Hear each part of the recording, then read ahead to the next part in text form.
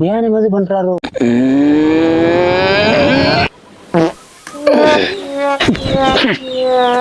முள்ளங்கி சாம்பாரை வீட்டில் வைக்காதீங்கன்னா கேட்குறாளுங்களா? தம்பி, இப்போ நம்ம கற்பனை உலகத்துக்குள்ள போறோம். கண்ணு மூடு. இப்போ உன் பக்கத்துல அனுஷ்கா மாதிரி ஒரு பொண்ணு வந்து நிக்குது. சாமி, தமனா வந்தா பரவாயில்ல. தமனா கொடுக்குற 50 ஓவாய்க்கு அனுஷ்கா மாதிரியே போதும்.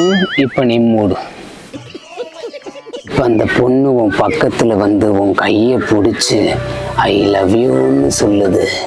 இப்போ உன் மனசுக்குள்ள பட்டாம்பூச்சி படபடன்னு பறக்குது. இன்னையில கிடந்தவனுக்கு திடுக்குன்னு வந்த வாழ் மாதிரி கற்பனை உலகத்துக்குள்ள உனக்கு ஒரு அழகான பொண்ணு கிடைச்சிருக்கு.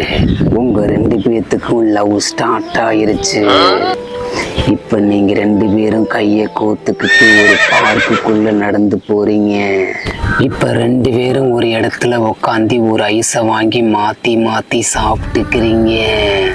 அந்த பொண்ணு தான் மடியில உன்னை படுக்க வச்சு உன் தலைய அழகா கோதி விடுது. இதுக்கப்புறம் வேற என்னடா வேணும்னு ஆழ்ந்த மனசுக்குள்ள நீ சந்தோஷப்படுற. அடுத்து அந்த பொண்ணு உன் கண்ணத்தை தொட்டு முத்தமிட்டு நம்ம கல்யாணம் பண்ணிக்கலாமான்னு கேக்குது. இப்ப மணவரையில அந்த பொண்ணுக்கு 3 முடிச்சு போட்டுக்கிட்டு இருக்கிற. ஏங்க 6 முடிச்சா போட்டுனேன், அப்பதானே அவுராம இருக்கும். ஏன் சுருக்கு வச்சு விட்டுருவே? போய் சேரட்டும். வண்டி மாடியாரு வந்து தொலைது பாரு. மூடிக்கிட்டு கற்பனையில கனவு மட்டும் காணு. சரி சரி.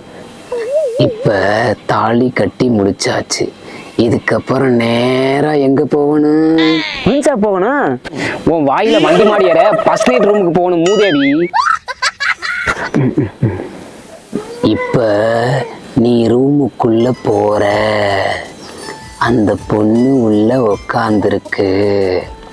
நீ அந்த பொண்ணுக்கு பக்கத்துல போய் உக்காடுற. இப்ப அந்த பொண்ணு உன் பக்கத்துல நெருங்கி வருது. அந்த பொண்ணு உன்னை பார்த்துக்கிட்டு லைட் ஆஃப் பண்ணுது. அதுக்கப்புறம் எனக்கு தெரியும், லைட் ஆஃப் பண்ண படுத்து தூங்கிடணும். அதானே காதுல கரடி போற. உனக்கெல்லாம் கற்பனையில கூட கல்யாணம் ஆகாதுடா.